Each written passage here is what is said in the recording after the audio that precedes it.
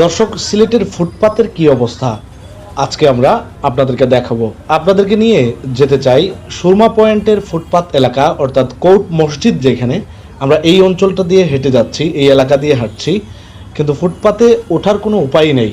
রাস্তার যেটুকু অংশ রয়েছে বড়, পুরো রাস্তার প্রায় 1/3 জায়গা জুড়েই রিক্সা, সিএনজি, অটোরিকশা, হকারদের বিভিন্ন ধরনের পণ্যের ভ্যান। ফুটপাতে তো যাওয়ার উপায় নেই, দেখতে পাচ্ছেন আপনারা। ফুটপাতে নানা ধরনের ব্যবসা নিয়ে তারা বসে আছেন।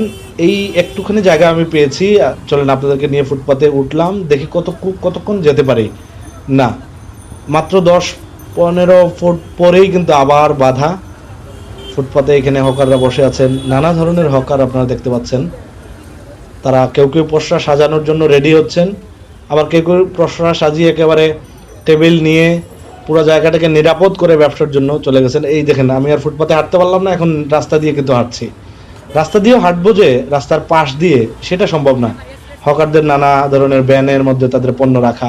আবার আমি নিরুপায় হয়ে ফুটপাতে উঠলাম, কিছুক্ষণ জায়গা গেলাম। এটা হলো নারী ও শিশু কোর্টের ঠিক সামনের অংশটা। নারী ও শিশু নির্যাতন কোর্টের ঠিক সামনের অংশ দিয়ে হাঁটছি।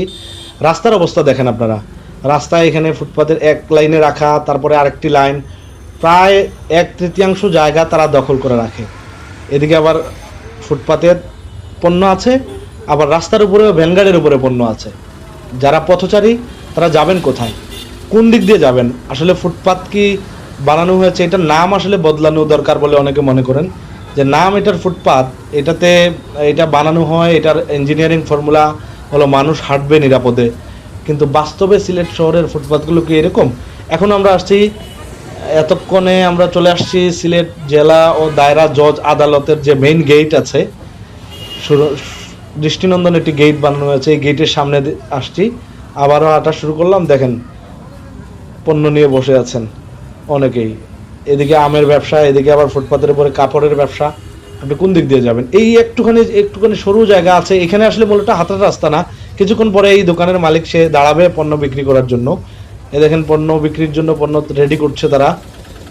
জেলা পরিষদের জেলা প্রশাসকের কার্যালয়ের সামনে পর্যন্ত চলে আসছি, গেটের একেবারে গেট পর্যন্ত এই অবস্থা ফুটপাতের। এটা হলো জেলা প্রশাসকের গেট। এই গেটের সামনে আমরা দেখি সামনের অংশে ফুটপাতে আমরা হেঁটে যেতে পারি কিনা, কি অবস্থা। আমাদের যদি সৌভাগ্য হয় তাহলে আমরা যাব, কিন্তু না, আবারও একই অবস্থা। ফুটপাত দিয়ে আপনি হাঁটবেন খুব সাবধানে কিন্তু, কারণ এই যে অবস্থা করে রেখেছে তারা, এর পেছন দিয়ে, এই পণ্যের পেছন দিয়ে যদি আপনি হাঁটতে যান, তাহলে আপনি চোর সাব্যস্তও হতে পারেন, কারণ তাদের এখানে বিক্রিযোগ্য পণ্য এখানে রাখা। তারপরে আমি রিস্ক নিয়ে একবার আপনাদেরকে নিয়ে হাঁটলাম। এই অল্পখানিক জায়গা দেখতে পাচ্ছি একটু খালি, দেখি কি করা যায়। আবার ফুটপাতে উঠলাম, কিন্তু একই অবস্থা। ফুটপাত হলো নিরাপদে ব্যবসায়ীর বসার জায়গা, এবং ফুটপাতের নিচে ভ্যান গাড়িতে তার পণ্য সাজিয়ে রেখেছে। কেউ কেউ প্রস্তুত আছে। এটা হলো যাত্রী ছাউনি। যাত্রী ছাউনির এই অবস্থা। যাত্রী ছাউনিতে কিছু যাত্রীকে আমরা বসে থাকতে দেখছি, কিন্তু মূলত এখানেও ব্যবসা হয়। এই দেখেন, যাত্রী ছাউনির ঠিক পাশেও ব্যবসা। হকাররা তারা ঈদের সময় বলেছিলেন যে তারা ঈদের পরেই তারা ফুটপাত ছেড়ে দিবেন। যাত্রী ছাউনির ঠিক সামনে জুতার দোকান, পানের দোকান, লুঙ্গি, প্যান্ট, শার্ট সবই আছে। সাধারণ মানুষের যা যা প্রয়োজন এর সবটুকুই নিয়ে কিন্তু তারা পসরা সাজিয়ে আছেন। এখন আমরা যে জায়গাটা আসছি, এটা ঠিক সিটি কর্পোরেশনের সামনের অংশ। সিটি কর্পোরেশনের ঠিক সামনের অংশ এটা। কুদরতুল্লাহ মার্কেটেরও সামনের অংশ, হাসান মার্কেটেরও সামনের অংশ। একদম পয়েন্টে, আমরা সিটি পয়েন্টে আসছি। সিটি পয়েন্টে ফুটপাতের এই অবস্থা দেখেন। এখানে জুতার দোকানগুলো শুরু হয়ে গেছে, রাস্তায় আছে পানের দোকান, আর সিএনজি অটোরিকশাগুলোর স্ট্যান্ড তো দেখলেন। পয়েন্টের প্রায় 1/3 কিংবা 2 ভাগ জায়গা তারা দখল করে রেখেছে। এখানে দেখেন জুতার দোকান, এটা দেখলে কেউ চিন্তাও করতে পারবেন না এটা একটি ফুটপাত। এদিকে নিচ দিয়ে মানুষ হাঁটতেছে, মানুষের হাঁটার জায়গায় দোকান, আর মানুষ হাঁটতেছে রাস্তা দিয়ে, কিন্তু রাস্তাটাও পুরা দখল করে রেখেছে এই জায়গার সিএনজি অটোরিকশাগুলো।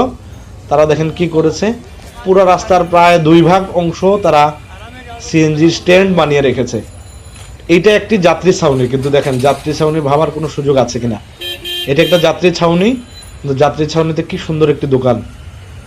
আপনি ফুটপাত ভেবে হাঁটতে শুরু করলে আপনার অবস্থা খারাপ, আপনার কি হবে আমি জানি না।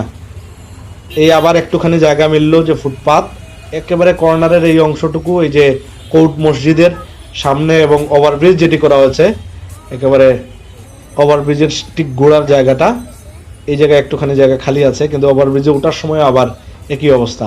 এই দেখেন মসজিদের গেটে যাওয়ার সময় এখানে কত ধরনের দোকানপাট আছে, সিএনজি আর অটোরিকশা এগুলো তো আছেই, এগুলো তো তাদের নিজস্ব জায়গায় মনে হয়। আমরা নাগরিক যারা তারাই অসহায়, আমরাই দুর্ভোগে আছি, আমাদের আসলে নিরুপায়, কারো কাছে বলার কিছু নেই। কোনো ধরনের প্রশাসনই আমাদের কথা শুনছে বলে মনে হয় না। এই শহরে কিছু মানুষ আছেন যারা প্রতিনিয়ত প্রত্যেক দিনই হাঁটার অভ্যাস আছে, তারা জানেন যে কত বিপদ ফুটপাত দিয়ে হাঁটতে গেলে। আমরা সুরমা পয়েন্ট থেকে শুরু করেছিলাম, কোর্ট মসজিদের গেটের সামনে থেকে, এখন আমরা আসছি কালেক্টরেট মসজিদের গেটের সামনে। এইখানকার ফুটপাতের এই অবস্থা দেখতে পাচ্ছেন। যারা হাঁটা চলাফেরা করেন বাধ্য হয়ে, তাদের একমাত্র উপায় হলো রাস্তা, সিএনজি অটোরিকশা, তারপরে যে এই ধরনের যানজটের কোনোভাবে নিজেকে সেভ করে চলে যাওয়া। খাবারের দোকান একেবারে রাস্তার মাঝখানে, এই দোকান পরে হলো সিএনজি, একটা দুটা তিনটা চারটা সিএনজি রাখা এই জায়গায়, এই পয়েন্টে এত বড় জায়গা, কিন্তু আপনি যদি গাড়ি নিয়ে বা হেঁটে যান তাহলে দেখবেন যে একটা গাড়ি যাওয়ার রাস্তা আছে, আর বাকিটুকু পুরোটাই দখলে চলে গেছে, সিএনজি অটোরিকশার দখলে, লেগুনার দখলে এবং হকারদের দখলে। আমরা এখন আছি মধুবনের একদম পূর্ব কোণায়, এই জায়গায় হলো হাসন মার্কেট ডান পাশে, আর এই রাস্তাটা হলো মধুবন থেকে, মধুবনের সামনে থেকে যেটি লালবাজারের দিকে যে রাস্তাটা গেল, এখানে দেখেন অবৈধ সিএনজি স্ট্যান্ড। অবৈধ সিএনজি স্ট্যান্ডের পরে আমরা ফুটপাত খুঁজছি আসলে হাঁটার জন্য, এই হলো ফুটপাতের অবস্থা। ফুটপাত খুঁজতে খুঁজতে ফুটপাত পাওয়া গেল, কিন্তু এইদিকে আপনি হাঁটবেন কিনা আপনি আগে নিশ্চিত হয়ে নেবেন যে এইদিকে হাঁটা যায় কিনা। সামনে দোকান, পিছনে তাদের মালামাল রাখা, আপনি এদিকে হাঁটতে গেলে তারা আপনাকে চুরও ভাবতে পারে। এই হলো নাগরিকরা, সিলেটের নাগরিকরা এরকম একটি দুর্ভোগের মধ্য দিয়ে সময় পার করছেন। আমি ক্যামেরা করছি তাই আমাকে অনেকে তাকাচ্ছে কিন্তু কিছু বলছে না, তারপরে আমার ভয় লাগতেছে কেউ যদি আমার উপরে অ্যাটাক করে। এটা হলো দুর্গা কুমার পাঠশালা, পাঠশালার সামনের এই অবস্থা। এখানে একটি প্রাইমারি স্কুল, এখানে শিশুরা পড়তে আসে, প্রতিদিন তাদের এই ধরনের পরিবেশ মোকাবেলা করে তাদেরকে স্কুলে যাওয়া আসা করতে হয়, গার্জিয়ানদেরও একই অবস্থা। এই দেখেন ফুটপাত কি সুন্দর সংসার সাজিয়েছে তারা, ব্যবসায়ী সংসার।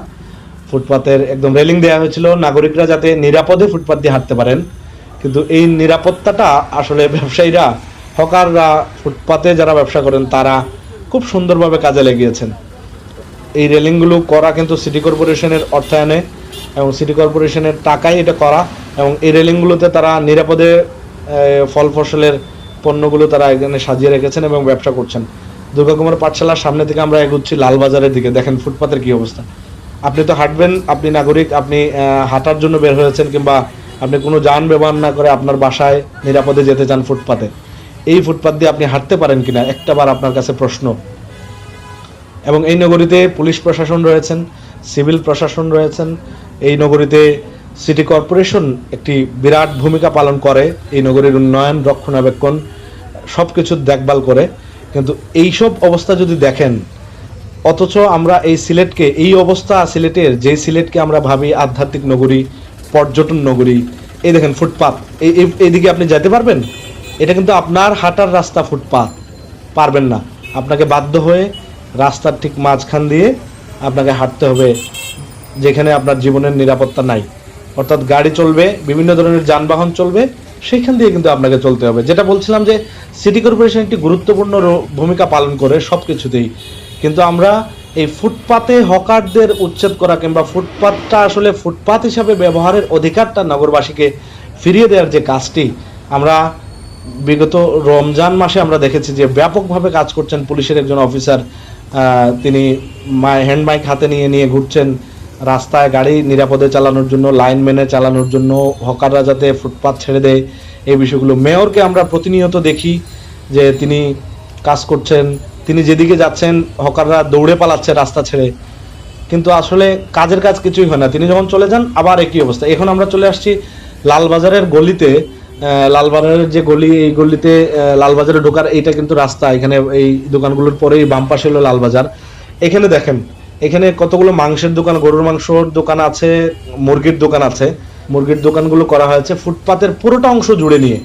তাদের শোকেসগুলো রাখা হয়েছে ফুটপাতের একেবারে রাস্তার সাথে, পুরোটা ফুটপাত দখল করে। আমরা এখানে সাধারণ কোনো নাগরিক যদি এসে বলেন যে আমি ফুটপাত দিয়ে হাঁটবো, সেটা কি অবস্থা হবে আপনারাই বিবেচনা করবেন।